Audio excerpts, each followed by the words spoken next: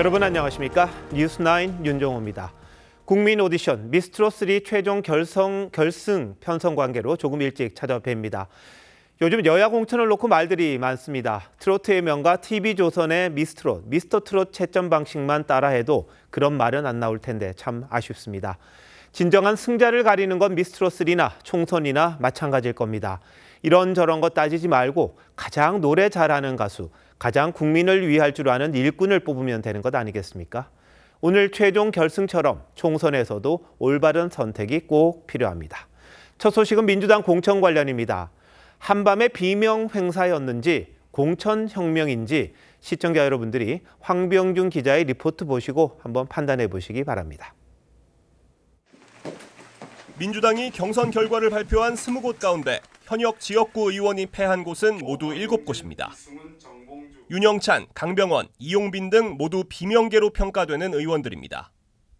이들을 꺾은 상대는 비례 이수진 의원과 김우영 전 서울 은평구청장, 박균택 당대표 법률특보 등 대부분 친명계입니다. 3자 경선이었던 서울 강북 을은 과반 득표자가 없어 박용진 의원과 정봉주 전 의원이 결선을 치르게 됐습니다. 친명 일색의 분들로 후보가 정해지고 있다. 중도층 표심에도 그렇게 좋은 영향을 미칠 것 같지는 않습니다.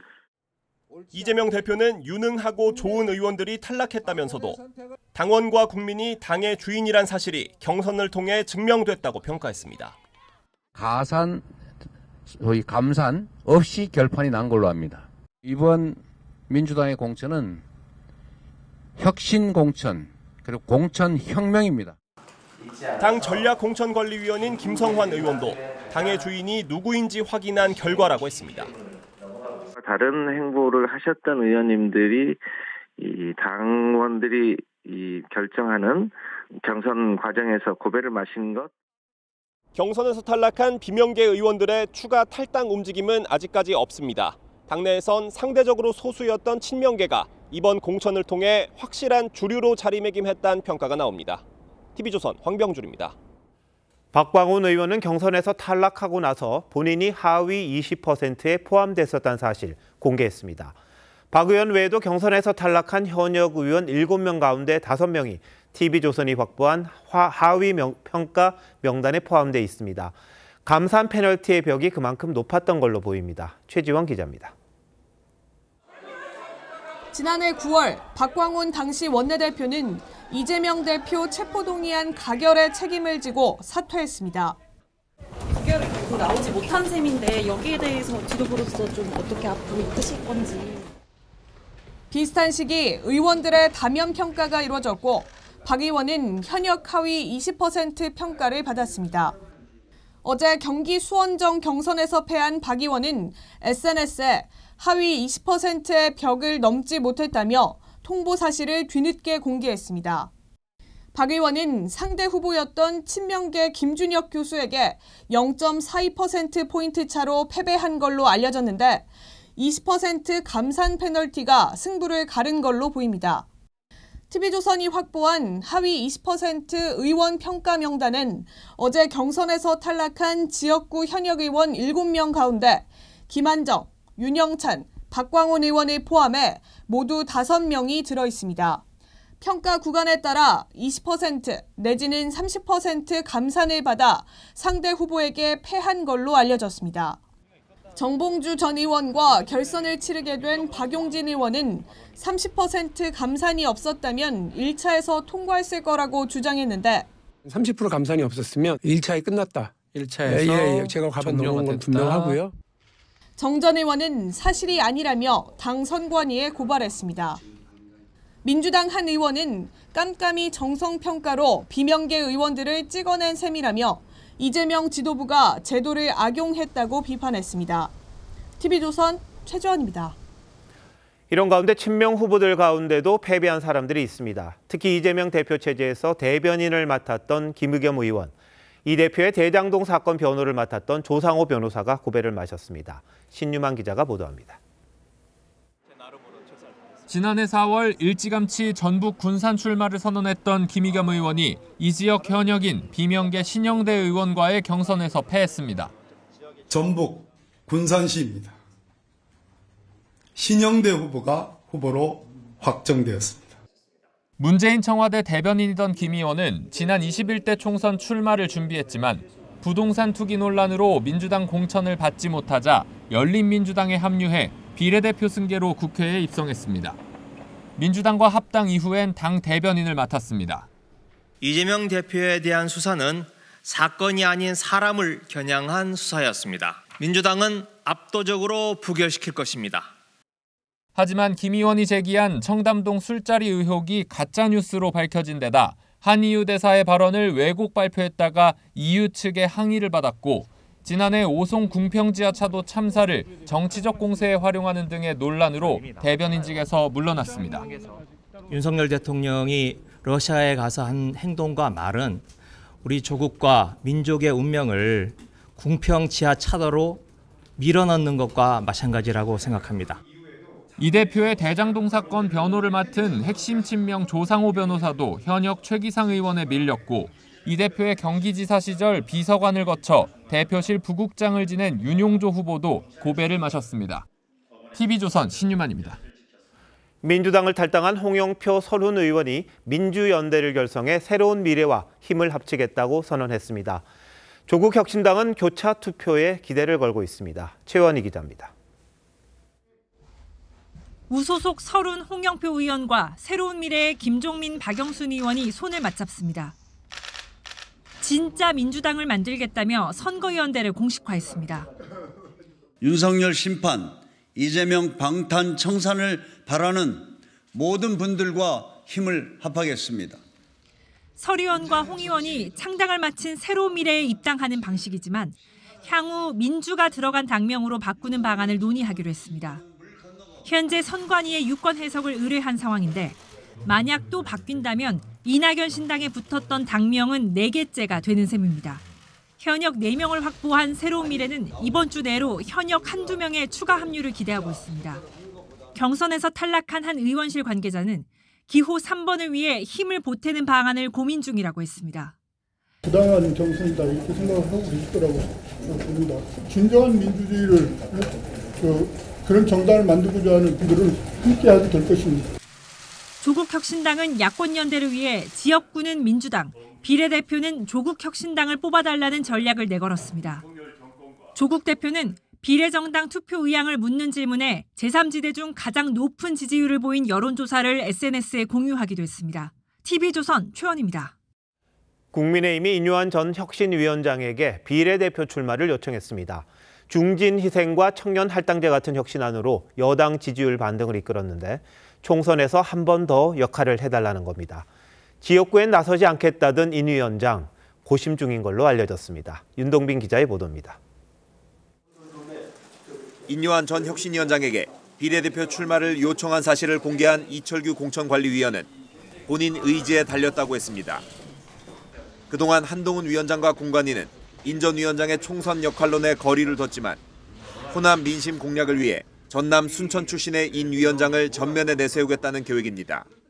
2021년 개정된 당헌 당규에 따르면 직전 총선 정당 득표율 15% 미만 지역 출신자를 비례대표 당선권의 25% 규모로 우선 추천하도록 돼 있는데 호남 지역이 해당됩니다. 앞서 인 전 위원장은 지역구 출마엔 선을 그었지만 비례대표 출마 요청을 받고 고심 중인 것으로 전해졌습니다.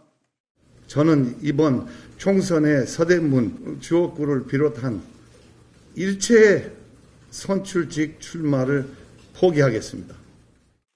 비례대표 신청 접수 마감을 이틀 남기고 탈북민 출신 미사일 전문가 박충건 연구원과 올림픽 사격 금메달리스트 진종호 대한체육회 이사 등 오늘까지 150여 명이 공천을 신청한 걸로 전해졌습니다.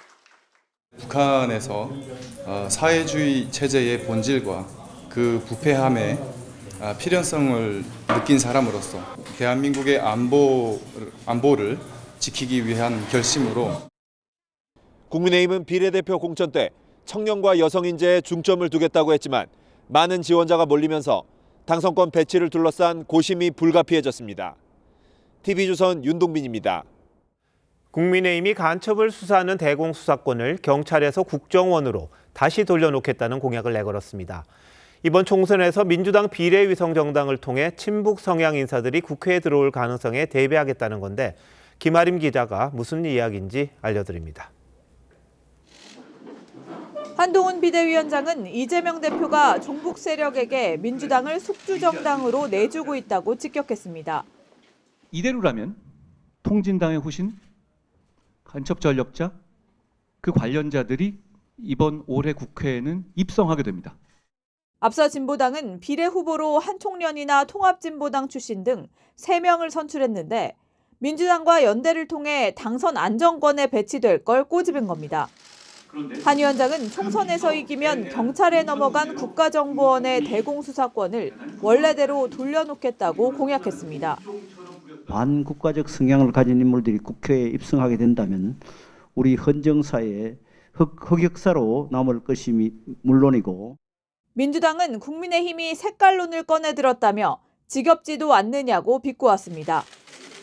한 위원장은 오늘 한국노총 김동명 위원장과 비공개 면담을 가졌습니다. 노총과 우리 국민의힘은 전통의 좋은 관계를 이어왔고요. 주요 정당들하고 그 노총 정책 간담회를 하고 있는데 오늘은 그 비상대책위원장님께 정책 간담회 좀 요청을 드리려고 내려왔습니다. 김성태 전 의원을 비롯해 이미자, 김영동 의원 등이 한노총 출신입니다. 국민의힘 대표와 한국노총 위원장의 면담은 2년 6개월 만인데 한국노총 몫의 비례대표 추천을 포함한 총선 연대 가능성이 거론됩니다. TV조선 김하림입니다. 한동훈 국민의힘 비상대책위원장은 수원 지역 후보들을 지원했습니다.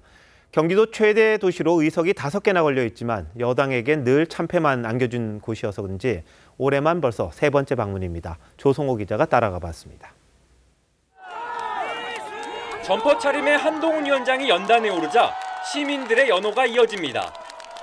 한동훈! 수원 정에 출마한 범죄 심리학자 이수정 후보와 셀카도 찍으며 분위기를 띄웠지만 수원 의석 전석을 갖고 있는 민주당을 향해선 날선 비판을 쏟아냈습니다. 그 민주당 의회 권력이 이 수원에 해준 게 뭐가 있습니까? 지하철 3호선 수원 연장을 약속한 한 위원장은 완전히 새로운 공약은 없다며 그동안 민주당이 하기 싫어서 안 한 건지 능력이 없어 못한 건지 묻고 싶다고 했습니다. 한동훈 위원장이 올해 들어 3번째 찾은 수원은 지난 2차례 총선에서 5개 지역구 모두 민주당에 내줬던 험지 중 험지이자 이번 총선 최대 격전지로 꼽힙니다. 전통시장에선 총선에서 지더라도 주차장과 화장실 문제를 해결하겠다고 약속했습니다. 수준을 올리고 삶을 개선해야 되는 삶의 바로미터를 전통시장으로 보고 있는 겁니다. 한 위원장의 방문을 바라보는 수원 시민들의 반응은 엇갈렸습니다. 야당에 대한 비판적인 날선 그런 내용들을 많이 이렇게 말씀하면 굉장히 좀 불편합니다. 그런 부분. 기존의 그 정치인들과 다르게 소통도 많이 하시는 것 같아요. 저희 수원에도 벌써 3번째 오신다고 하니까. 한 위원장은 내일 경기 남부의 또 다른 격전지인 경기 성남과 용인에서 후보 지원에 나설 계획입니다. TV조선 조성호입니다. 한동훈 비대위원장이 수원을 간 사이 이재명 민주당 대표는 경기도 양평을 찾았습니다. 김건희 여사 일가의 양평고속도로 특혜 의혹으로 정권 심판론을 띄우겠다는 건데 이 대표는 앞으로도 비슷한 일정을 계속한다는 계획입니다. 최홍국 기자가 다녀왔습니다. 이재명 대표가 경기 양평군 강상면 일대를 둘러봅니다. 민주당은 윤석열 정부 출범 이후 양서면이었던 양평고속도로 종점이 강상면으로 바뀌면서 인근에 땅이 있는 김건희 여사 일가가 특혜를 받다고 주장해왔습니다. 이 땅입니다. 바로 이 땅입니다. 이 땅이 김건희 부부 땅입니다. 이 대표는 최재관 여주 양평 후보와 함께 관련 의혹에 대한 진상규명을 촉구하는 농성 현장을 찾은 뒤 국정농단이라고 규정했습니다. 저는 국정농단이라고 하는 대표적 사례가 바로 이 양평고속도로 종점 변경 사건이라고 생각합니다. 자신의 지역구 경쟁자인 원희룡 전 국토부 장관도 겨냥했는데 변경안에 대해서 책임이 없다고 할 수 없는 원희룡 전 장관도 공천을 받았습니다. 원 전 장관은 자신이 취임하기 전 결정된 일이라며 재탕, 3탕도 모자라 허위 사실까지 넣어 우리고 있다고 반박했습니다. 지난해부터 김건희 여사 일가의 서울 양평고속도로 특혜 의혹을 제기했던 이재명 대표가 양평 현장을 직접 방문한 건 이번이 처음입니다. 다음 주엔 국민의힘 신범철 전 국방부 차관이 출마한 천안 등을 방문해 해병대 최상병 사건을 부각시킬 방침입니다. 민주당은 윤석열 대통령이 총선용 공약을 남발하며 선거에 개입하고 있다며 공직선거법 위반 혐의로 경찰에 고발했습니다. TV조선 최원국입니다. 총선이 오늘도 34일 앞으로 다가왔습니다. 저도 현장 취재를 해봤습니다만 특히나 선거철엔 예상치 못한 일들이 자주 벌어지곤 합니다. 기사는 미처 담지 못했던 재미있는 현장 이야기들을 이 정치부 기자들이 소개하고 싶다 이런 요청이 많아서 오늘부터 여의도 픽이란 새로운 코너를 마련했습니다. 저도 기대가 큰데요. 이태희 기자 나와 있습니다. 자, 이 기자가 오늘 포착한 현장은 뭡니까? 먼저 왕 얘기에 놀란 한동훈 위원장입니다. 왕이요? 자, 이 모습인 것 같은데요. 한동훈 위원장이 상당히 멋쩍게 웃고 있는 것 같은데 왕은 또 무슨 얘기입니까? 네, 한 위원장 오늘 수원의 한 전통시장에서 상인연합회와 간담회를 가졌는데요. 한 참석자가 한 위원장에게 왕이 되실 분이라고 하면서 묘한 분위기가 만들어졌습니다. 한동훈 위원장님이 왕이 되시면 정도대왕처럼 상인들을 위한, 정말 백성들을 위한 그런 정책을 폈으면 어떨까 그런 생각을 오늘 해보면서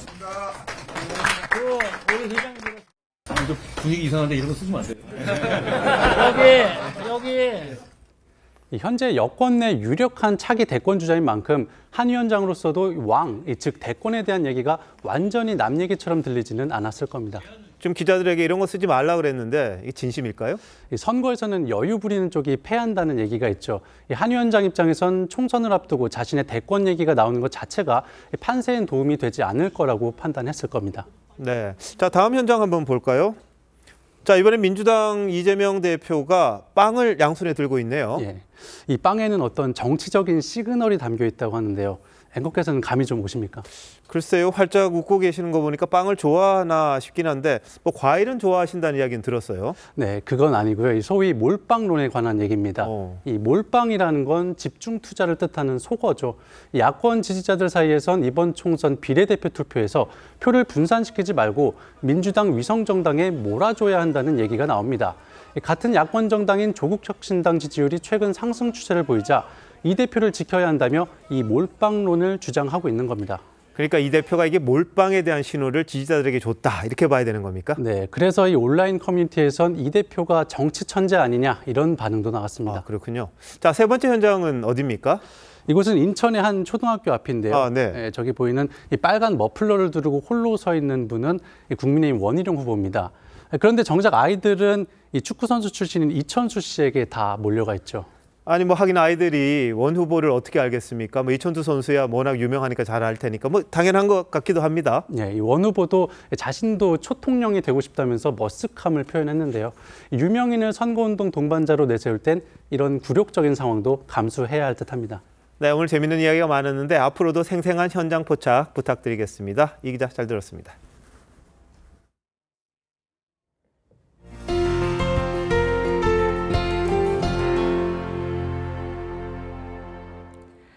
전공의들의 의료 파업이 보름을 넘기고 있습니다. 내일부터는 간호사도 응급 환자의 심폐소생술이나 약물 투여를 할 수 있게 됩니다. 이번 지침은 종합병원과 전공의들이 속한 수련병원 간호사에게 적용되는데요. 이런 상황에서 의대 교수들의 사직 행렬은 5대 대형 병원으로 확산하고 있어 의료 공백에 대한 우려는 더 커지고 있습니다. 배상현 기자입니다. 응급 고난도 수술에 대한 수가를 전폭적으로 인상하는 방안을 더욱 구체화하겠습니다. 정부는 오늘도 필수 의료를 살리겠다고 다짐했습니다. 동시에 규제 철폐에도 나섰습니다. 내일부터 간호사들도 응급 상황에서 심폐소생술과 응급약물 투여가 가능해집니다. 전문 간호사들은 중환자 기관 삽관, 수술 부위 봉합도 할 수 있습니다. 정부는 또 문신사 국가시험 개발을 위한 연구 용역도 발주한 것으로 알려집니다. 정부가 의료개혁에 속도를 낼수록 의료계 반발은 거세지고 있습니다. 인적이 끊긴 가톨릭대 의대 학장단 8명 전원이 오늘 사직서를 냈습니다. 가톨릭대는 최근 의대생 규모를 2배로 늘려달라고 교육부에 신청했습니다. 정현준 학장은 정부와 대학본부의 일방적 진행을 막지 못한 책임을 지겠다고 했습니다.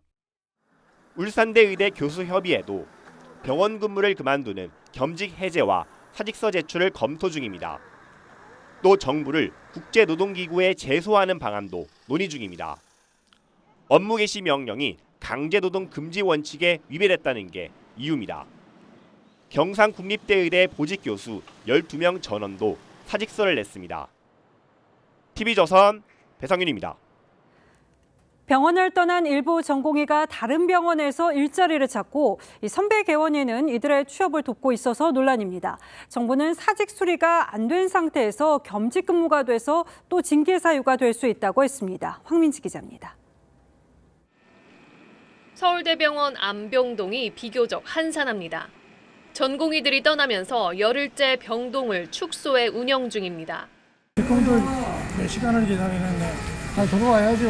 환자들 진짜 안 다니는 사람은 못 나. 그러니까 명 짧은 사람을 죽어요. 그런데 인터넷엔 사직 비뇨의학과 전공의, 사직 재활 전공의 등이 구직을 한다는 글이 빗발칩니다. 서울시 의사회가 어제 개설한 구인 구직 게시판입니다.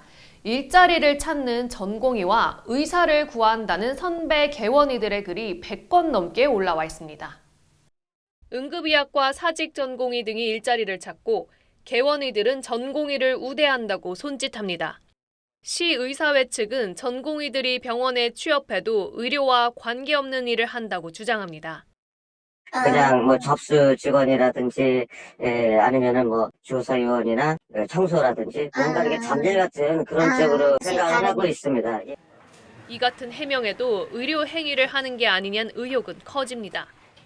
정부는 전공의들이 사직 처리가 안 된 상태에서 다른 병원에서 근무하는 건 불법이라고 말합니다. 겸직 위반하게 되면 또 징계 사유가 되고 면허 자격 정지도 되고 또 여러 가지 징역, 벌금 등 이런 벌칙도 있게. 일부 사직 전공의들은 다니던 병원에서 월급도 받은 것으로 알려집니다. TV조선 황민지입니다. 정부의 강경 대응에도 전공의 복귀는 미미한 수준인데요. 의사 커뮤니티에는 복귀한 전공의 명단이 공유되는가 하면은 이들을 향해서 참의사라는 조롱 섞인 댓글도 달렸습니다. 상황이 이렇다 보니까 복귀하고 싶어도 집단 괴롭힘이 두려워서 이 병원으로 못 돌아간다는 글이 올라올 정도입니다. 경찰은 실명 공개와 협박 행위에 대해서 구속 수사 등 엄정 대응을 강조했습니다. 전정원 기자입니다. 의사와 의대생들의 온라인 커뮤니티에 참의사 리스트가 올라와 있습니다. 전공의 집단 이탈에 참여하지 않았거나 복귀한 의사들의 소속 병원, 진료과, 인원수까지 상세히 적었습니다. 출신 학교를 밝히고 이름 일부만 지운 명단까지 나와 있습니다. 게시창엔 각종 욕설은 물론이고 평생 박제해야 한다, 흉기로 위해를 가하겠다 등 협박성 댓글도 달렸습니다. 위협적 분위기에 일부 전공의들은 파업에 동의하지 않지만 어쩔 수 없이 참여하고 있다. 의사 면허 정지보다 내가 속한 이 집단이 더 무섭다는 글을 익명으로 올렸습니다. 위협은 사실인지 확인되지 않은 글이라고 했습니다. 릴레이션십인데 그런 릴레이션십이 깨지게 됐을 때 과연 피해를 누가 보느냐 이런 부분들을 좀 신경 쓰셨으면 좋겠고요. 논란이 커지자 경찰은 실명을 밝히거나 협박성 댓글을 다는 중대한 불법 행위자는 구속 수사를 하겠다고 밝혔습니다. 이런 가운데 경찰은 전공의 사직 전 자료를 삭제하고 나오라는 글을 올린 서울의 한 병원 의사를 압수수색했습니다. TV조선 전정원입니다. 문재인 정부 당시 울산시장 선거 개입이 이뤄졌다는 의혹을 재수사 중인 검찰이 대통령 기록관을 압수수색했습니다. 검찰은 자료 분석 뒤 청와대 인사 소환 여부를 결정할 것으로 보여서 이 정치적 파장이 적지 않을 듯합니다. 그럼 검찰 수사가 임종석 전 비서실장과 조국 전 민정수석 등으로 확대될지 김인하 기자가 취재했습니다. 지난해 11월 1심 법원은 울산시장 선거 개입 사건 피의자인 송철호 전 시장, 황운하 의원 등 12명에게 유죄를 선고했습니다. 2018년 청와대가 문재인 전 대통령의 오랜 버신 송철호 전 시장 당선을 위해 조직적으로 관여한 걸로 본 겁니다. 210쪽 분량의 판결문엔 문 전 대통령 이름이 14차례, 임 전 실장과 조 전 장관의 이름이 각각 8차례, 6차례 등장했습니다. 3년 전 두 사람을 증거 불충분으로 불기소 처분했던 검찰은 지난 1월 재수사를 결정했고 오늘 대통령 기록관을 압수수색했습니다. 임 전 실장과 조 전 장관이 선거 개입에 관여했는지 확인하기 위해 당시 청와대 내부 자료 확보에 나선 겁니다. 정말 제가 울산지방선거에 개입했다고 입증할 수 있습니까? 책임도 지는 것입니까? 검찰은 압수수색에서 확보한 자료와 기존 수사 기록 등을 분석한 뒤 이들을 피의자 신분으로 불러 조사할 계획입니다. 대통령 기록관 압수수색 자료 분석은 한 달 이상이 걸리기 때문에 피의자 소환은 총선 이후가 될 것으로 보입니다. TV조선 김예나입니다. 음주운전을 하다 사고를 낸 경찰관들이 잇따라 직위 해제됐습니다. 한 경찰관은 사고를 낸 뒤 달아나다가 뒤쫓아온 시민에게 검거됐습니다. 이심철 기자가 취재했습니다. 어젯밤 대구의 한 아파트 단지 앞 교차로 검은색 승용차가 빠르게 지나갑니다. 승용차는 아파트 단지 지하 주차장으로 들어갔는데 차량 한 대가 곧바로 쫓아왔습니다. 승용차 운전자가 황금지구대 앞에서 교통사고를 내고 그대로 달아나자 2.6km를 추격한 겁니다. 새벽에 가까운 시간이었기 때문에 지하 주차장을 탈선했습니다. 추격한 시민의 신고로 출동한 경찰에 붙잡힌 뺑소니 운전자는 대구 남부경찰서 교통과 소속 경찰관이었습니다. 혈중 알코올 농도 0.133%의 만취 상태였습니다. 근거해가 임의동행해가 곧바로 그대죠. 시행 확인 다 되고 하니까. 해당 경찰관은 4년 전에도 음주운전으로 정직 3개월의 중징계를 받았습니다. 오늘 새벽 대구의 한 이면도로 상가 앞에 멈춰선 트럭을 뒤따라오던 SUV가 그대로 들이받습니다. 이 충격으로 트럭은 앞에 있던 승용차를 추돌했습니다. 도로에는 이렇게 부서진 차량 파편이 흩어져 있고 주차된 차는 앞부분이 부서졌습니다. 경찰 조사 결과 사고를 낸 SUV 운전자는 수성경찰서 소속 형사로 면허 취소 수준의 술을 마신 상태였습니다. 경찰은 음주운전 사고를 낸 두 경찰관의 직위를 해제했습니다. TV조선 이심철입니다. 얼마 전 남양주의 한 지식산업센터에서 용역 업체까지 동원된 집단 몸싸움이 벌어졌다는 소식 전해드렸습니다. 건물 관리인이 누구냐를 놓고 충돌한 건데 해당 지식산업센터는 한 달 관리비만 수억 원이 들어오는 것으로 알려지기도 했죠. 경찰이 이례적으로 전현직 관리인을 압수수색한 것으로 확인됐습니다. 정수양 기자의 단독 보도입니다. 한 달 관리비만 10억 원이 넘는 국내 최대 규모의 지식산업센터. 지난달 17일 전현직 관리인 측이 서로 자신들이 관리 주체라며 용역업체까지 동원해 집단 몸싸움을 벌였습니다. 경찰은 용역업체 동원 과정에 불법이 있었는지 확인하기 위해 어제 전현직 관리인 이모 씨와 김모 씨의 사무실을 압수수색했습니다. 경비법 위반 여부에 중점을 두고 수사를 하고 있고 여러 가지 혐의를 두고선 압수영장을 집행한 거죠. 이 지식산업센터는 1년도 안 된 사이에 관리인이 김 씨에서 이 씨로 그리고 다시 김 씨로 교체됐습니다. 이 과정에 일부 서류가 위조됐다는 의혹도 제기됐습니다. 김 씨 측은 시행사가 관리 업무를 놓지 않으려고 관리인만 전문으로 하는 이 씨를 동원했다고 주장하고 있고 하자 보수에 대한 그런 금액도 상당할 테고 근데 아무래도 그런 큰 돈들이 달려있다 보니까 절대 놓지 않으려고 그래요. 이 씨 측은 김 씨가 관리비를 불투명하게 관리하는 등 여러 문제가 발생했다고 맞서고 있습니다.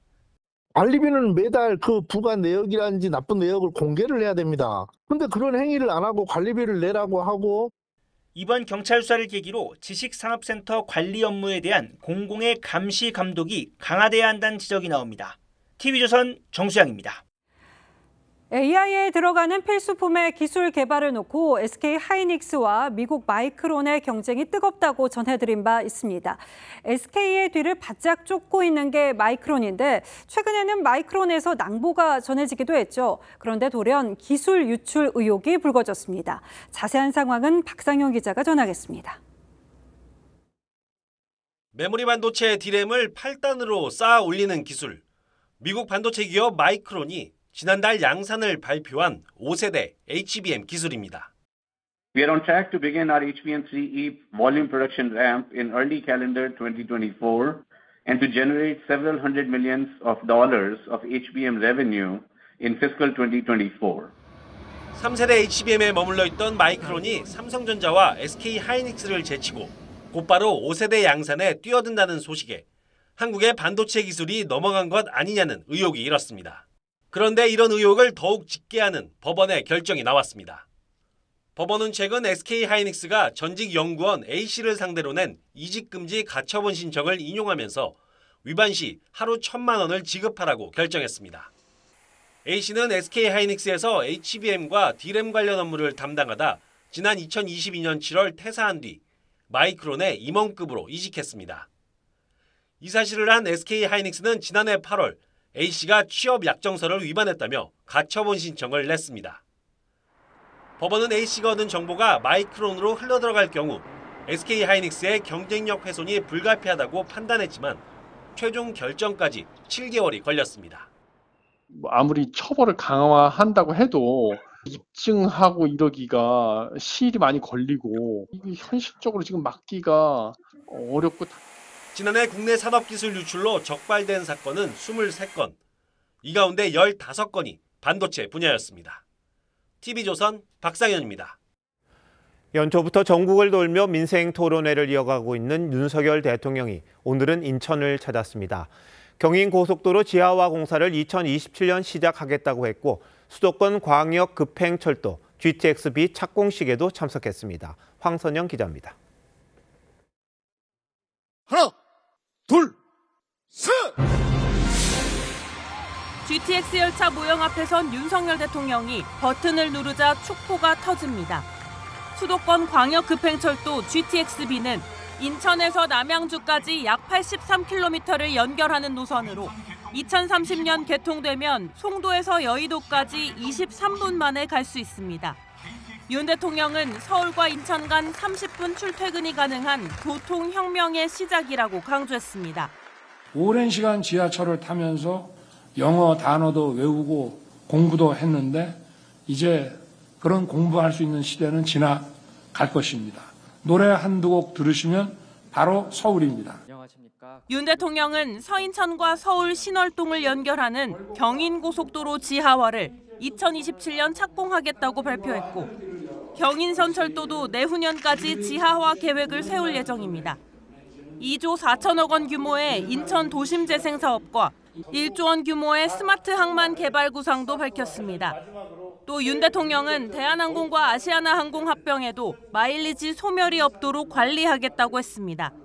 항공여행 마일리지는 단 1마일의 피해도 발생하지 않도록. 대통령실은 민생토론회가 900조 원대 총선용 퍼주기라는 야당의 주장에 중앙재정과는 무관한 민간 투자가 대부분이라며 사실 왜곡이라고 맞받았습니다. TV조선 황선영입니다. 북한 김정은 위원장이 전방의 군 훈련장을 찾아 소총을 들고 사격 자세를 취했습니다. 그러면서 전쟁 준비 강화를 강조했는데 우리 국방부는 북한 순항미사일 요격 훈련 모습을 공개하며 맞불을 놨습니다. 이채림 기자의 보도입니다. 헬기에서 북한군이 레페를 타고 지피 초소로 내려오고 철조망 사이에선 전방을 경계하는 자세를 취합니다. 북한 서부전선의 훈련장을 찾은 김정은 위원장은 북한 특수부대가 사용하는 AK 소총을 직접 들어보이며 전쟁 준비 강화를 강조했습니다. 실전과 같은 훈련 환경에서 진짜 배기 싸움꾼의 용맹한 기상을 유감없이 보여준. 공개된 훈련장은 우리 군 지피 초소의 색깔과 대전차 방호벽까지 비슷하게 만들어졌는데 전쟁이 벌어졌을 경우 남침 상황을 가정한 훈련을 해온 곳으로 추정됩니다. 특수부대를 침투시켜서 무력화시키는 훈련을 함으로써 한반도가 마치 전면전이 일어날 것 같은 위협을 주는. 신원식 국방장관은 불안한 내부체제 결속과 남남 갈등 유발을 위한 책동에 불과하다며 선응징 후 보고를 지시했고 공군은 전투기 10여 대가 동원된 미사일 요격 훈련을 실시했습니다. 천국 레이더가 북한의 순항미사일을 탐지하면 한국형 전투기 KF-16이 공대공 미사일을 발사해 격추하고 북한의 장사정포 도발 원점엔 파이팅 이글 FA-52 유도폭탄을 투하해 초토화합니다. 적 도발 시 일발 필중의 타격 능력으로 가차없이 응징할 수 있다는 자신감을 얻었습니다. 한미는 14일까지 자유해방패 연합훈련을 이어갈 계획입니다. TV조선 이채리입니다. 중국 온라인 쇼핑몰 알리익스프레스가 한국산 신선식품 판매를 시작했습니다. 이번 역시 초저가를 주장했는데 실제 그런지 국내 쇼핑몰과 비교해봤습니다. 주지용 기자의 보도입니다. 이게 최저가야. 알리익스프레스. 초저가 마케팅으로 800만 명이 넘는 국내 이용자를 확보한 알리익스프레스. 이번 주부터 신선식품도 판매하며 영역 확장에 나섰습니다. 지난 일주일 동안 알리에 입점한 국내 신선식품 판매업체가 300곳이 넘습니다. 과연 가격은 어떨까? 같은 신선업체에서 팔고 있는 남해안 새조개 500g을 국내 이커머스에서는 44,900원에 팔고 있지만 알리에서는 이보다 580원 더 비싼 가격에 팔고 있습니다. 국내산 1등급 꽃등심도 50% 할인한다고 홍보하지만 같은 상품을 동일 중량으로 비교해보니 알리가 1,270원 더 비쌉니다. 알리가 워낙 싸다고 알려져 있어서 저도 사용해보려고 깔았는데 소비자로서 배신감을 좀 많이 느끼고 신뢰를 좀 잃은 것 같아서. 같은 신선식품 업체의 5개 품목을 비교해봤더니 1개를 제외한 4개 품목이 알리에서 국내 쇼핑몰보다 더 비싸게 팔고 있습니다. 최저가라고 알고 있었는데 사람들한테 조금 배신당한 그런 느낌도 들고 다음번에 또 이용을 할까? 그건 좀 무질서일 것 같기도 하고요. 짝퉁 피해와 개인정보 유출 우려 등 중국 온라인 쇼핑몰로 인한 소비자 불만이 커지자 공정거래위원회와 개인정보보호위원회가 실태조사에 들어갔습니다. TV조선 주재용입니다. 지난달 감옥에서 의문사한 러시아 푸틴 대통령의 최대 정적 나발리의 4년 전 생전 인터뷰가 공개됐습니다. 나발리는 자신이 사망하더라도 달라질 건 없다면서 이 푸틴에 대한 저항은 계속될 거라고 자신했습니다. 류지영 기자입니다. 시민들의 배웅을 받으며 영면에 든 알렉세이 나발리. 4년 전 독일에서 촬영된 인터뷰에서 자신의 죽음을 이야기합니다. If they would kill me, it's changed nothing, because there are other people who are ready to stand on my place. 독재자 푸틴에 맞서 저항 운동을 이끌 사람들은 얼마든지 있다는 내용입니다.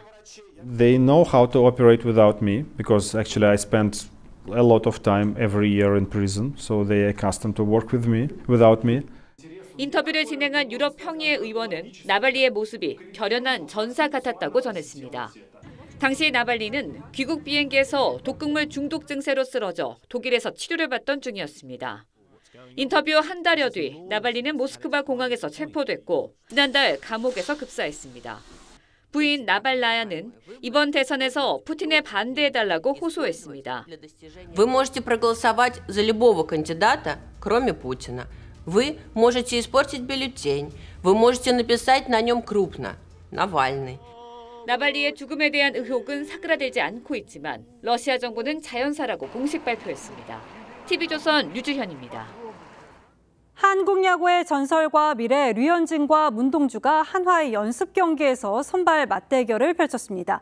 야구 팬들은 그야말로 열광했습니다. 평일 낮 경기였음에도 중계를 지켜본 시청자 수가 7만 명을 넘어서 구단 자체 생중계 기록까지 세웠습니다. 이단수 기자가 현장을 다녀왔습니다.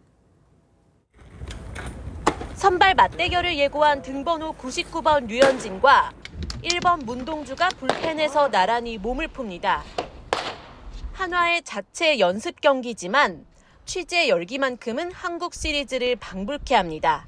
뜨거운 관심 속에 경기가 시작되고 4,172일 만에 대전 마운드에 오른 류현진이 공을 던지자 경기를 중계한 구단 SNS에는 7만 명의 시청자가 몰렸습니다.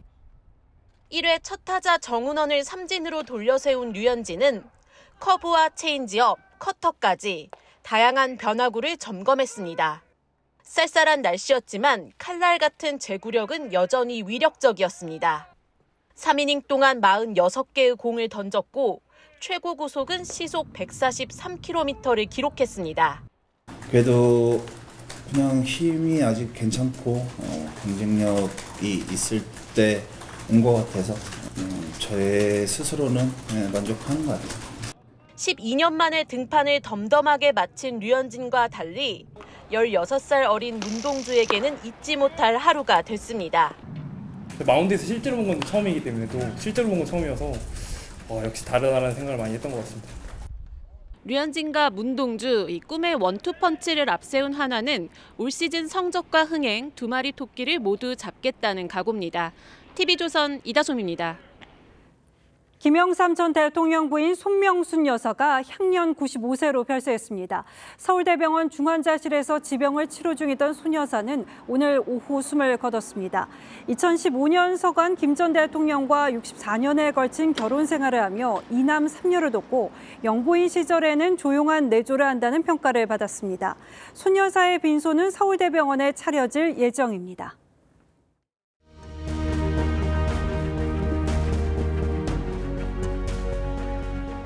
어느 이익단체 대표가 이해찬 민주당 대표에게 요구합니다. 우리도 표가 있습니다. 비례대표 꼭 주셔야 합니다. 대선 때 20만 당원을 만들어 기자회견도 하며 큰 공을 세웠다는 겁니다. 비례대표를 전국구라고 부르던 시절 전국구는 천국구, 지역구는 지옥구란 말이 있었습니다. 지역구 관리하느라 진을 뺄 일이 없어서 천국이란 겁니다. 돈으로 거래하는 돈전자, 전국구라는 비아냥이 나돌기도 했죠. 참신한 비례후보 1번으로 찬사와 격려를 받았던 분도 있습니다. 그 돈으로 어찌 살라는 말입니까? 도둑질 하란 말입니까? 민주당이 비례위성정당을 만들면서 불거진 이념 정체성 걱정이 현실이 됐습니다. 그 일원인 진보당이 민주당한테서 당선권 3석을 배정받아 확정한 후보들의 면면, 그걸 보면 그렇습니다. 이적단체 한총련과 통진당 출신이거나 통진당 후신정당의 대표입니다. 국가보안법 유죄 판결을 받거나 이석기 사면운동도 주도했습니다. 통진당이 민주당을 숙주 삼아 부활하고 있다는 얘기가 나올 수밖에 없습니다. 4석을 배정받은 단체도 친북 세력이 후보로 나설 공산이 큽니다. 이들은 위성정당이 아니면 국회에 입성하기가 어려웠습니다. 그런데 이제는 국회에서 대한민국의 정체성을 부인하고 뒤흔드는 선동이 난무할 수도 있어 보입니다. 이재명 대표는 그 책임 피하기 어렵습니다.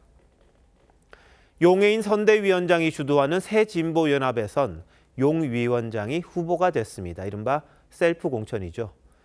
꼼수 위성정당만으로 비례의원을 연임하게 되는 첫 사례가 될 듯합니다.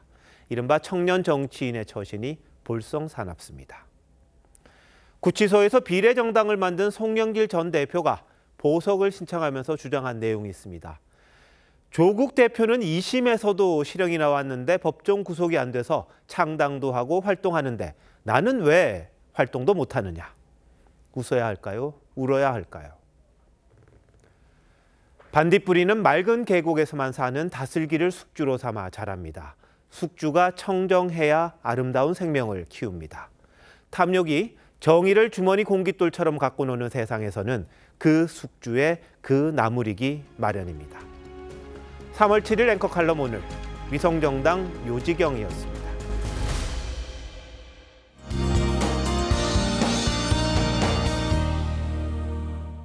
오늘 날씨 참 변덕스러웠죠. 곳곳으로 눈비가 오락가락 이어졌고 강원에는 한방눈이 쏟아졌습니다. 오늘 밤까지 강원 내륙과 산지에 1에서 3cm의 눈이 더 내려 쌓이겠고요. 동해안과 경북 북동 산지에 약한 비나 눈이 내리겠습니다. 내일은 제주 산지에 눈비구름이 지나겠습니다. 점점 찬 기온이 강해지고 있는데요. 내일 다시 꽃샘추위가 찾아오겠습니다. 아침에 서울이 영하 1도, 찬바람의 체감 온도는 영하 4도까지 떨어지겠고 대부분 지역이 영하권에서 출발하겠습니다. 내일 하늘은 맑게 드러나겠습니다. 다만 서쪽은 오전에 일시적으로 공기질이 탁하겠습니다. 자세한 지역별 기온 보시면 아침에 대전이 영하 1도, 대구가 0도로 시작하겠고요. 한낮에는 서울이 6도, 창원이 11도로 남부는 기온차가 크게 벌어지겠습니다. 내일 대부분 해상으로 풍랑특보가 발표될 가능성이 있겠습니다. 주말에도 큰 일교차의 체온 조절 잘 해주셔야겠고요. 일요일 낮부터는 추위가 물러가겠습니다. 날씨였습니다. 3월 7일 목요일 뉴스9 마칩니다. 시청해주신 여러분 고맙습니다.